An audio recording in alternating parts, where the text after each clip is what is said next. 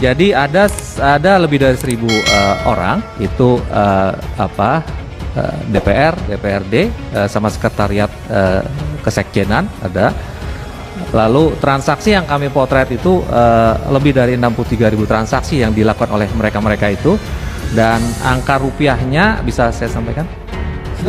Jumlah Ya. totalnya. Angka rupiahnya hampir 25 miliar di masing-masing. Ya transaksi di antara mereka dari ratusan sampai ada miliaran, sampai ada satu orang sekian. Orang sampai bisa 25 miliar gitu. Enggak, agregat secara keseluruhan. Itu deposit. Jadi kalau dilihat dari perputarannya sampai ratusan miliar juga. Pimpinan tidak adil rasanya kalau hanya legislatif aja yang disampaikan. Eksekutif, yudikatif juga perlu disampaikan, ya kan? Saya nggak setuju juga kalau hanya legislatif. Bagaimana putaran di sana, di eksekutif, di yudikatif? Jangan-jangan memang sudah merambah ke semua cabang-cabang kekuasaan. Seolah-olah Termasuk di PPATK saya- ada nggak tuh Pak yang main Pak? Di PPATK Alhamdulillah ada nggak ada. nggak? Alhamdulillah nggak ada. Setuju Ya, pimpinan, setuju. Saya kira eksekutif cuma juga, sedikit orang, cuma 500 orang. kalau yudikatif disampaikan. juga. Pak Ivan tadi menyebut ada 1.000 anggota legislatif ya. Takutnya mungkin perlu diperjelas lagi dari 1.000 itu yang DPR RI berapa, karena konteks yang ditanyakan Pak Habib kan mungkin DPR RI Pak Habib ya. Yang kedua, saya kira nggak efektif juga kalaupun MKD dapat data dari DPR RI, orang sebentar lagi udah bubar kok, ini periode ini kan mau diusut apanya gitu.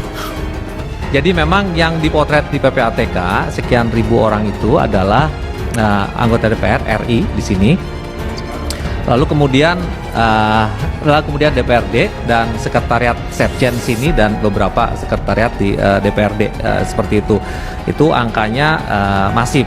Tapi kemudian memang ada pejabat daerah, ada pensiunan, ada profesional lainnya, pengusaha pabrikan, ibu rumah tangga, dokter, kemarin wartawan, ada notaris segala macam itu ada. Itu kami sampaikan ke masing-masing instansi. Nama, kedomisili, kediaman, nomor handphone, tanggal lahir semua ada di sini, ada lengkap. Dia transaksinya di wilayah mana aja ada semua dilengkap. Jadi kalau kami ikut saja kalau dipanggil MKD atau kalau kemudian harus dibuka di sini dalam forum tertutup kami ikut. Saya kira tidak bisa tanggung-tanggung sanksinya soal judi online ini, pemberhentian atau pemecatan ya, karena ini satu tindakan yang jelas-jelas sudah diingatkan atau diperintahkan dalam kode DPR di pasal 3 kode DPR itu dilarang masuk ke tempat perjudian, tempat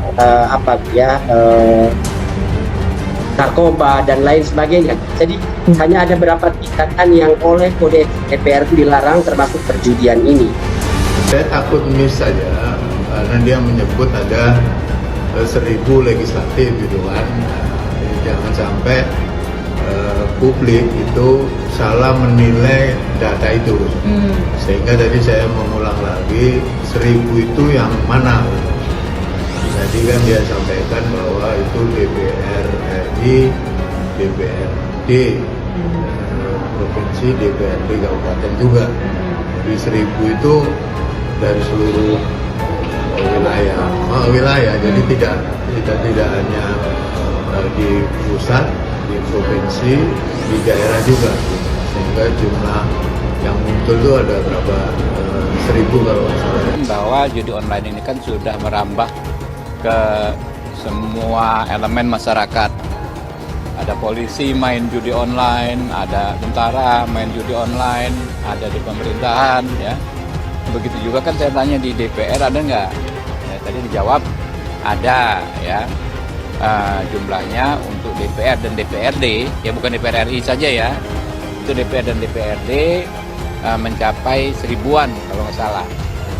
Ya tentu kami tertarik yang di MKD nih, ya saya sebagai anggota MKD, saya akan usulkan di rapat pleno MKD agar kami memanggil PPATK ya dan meminta data tersebut wabil khusus ya atau terkhusus hanya untuk data-data anggota DPR yang diinformasikan diduga terlibat bermain judi online. Ya, judi online tadi saya sudah ketemu dengan Pak Kapolri, Pak Kasat ya, terkait dengan pengerahan Babin Kaptimas dan Babinsa terutama adalah kita akan berkoordinasi dengan minimarket, kemudian juga dengan masyarakat yang mungkin ada yang belum mau melapor terkait dengan jual beli rekening.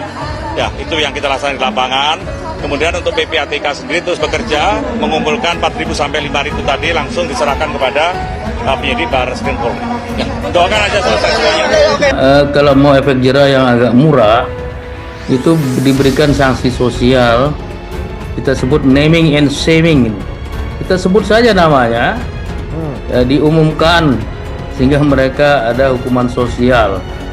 Karena dia harus bertanggung jawab. Anggota DPR itu kan digaji mahal sekali, kerjaannya sangat mulia. Kenapa kok masih ada waktu buat bermain judi online ya? Dan ini tidak memberikan contoh yang baik kepada masyarakat ya. Dan mereka kecenderungannya jadi melalaikan tugasnya karena sebagian waktunya dipakai untuk bermain judi online. Ini jelas melanggar undang-undang, bukan hanya KUH Perdata pasal 303 bis, juga melanggar undang-undang ITE. Jadi ada hukuman, bukan saja hukuman fisik penjara, tapi juga ada denda pidana yang bisa diterapkan.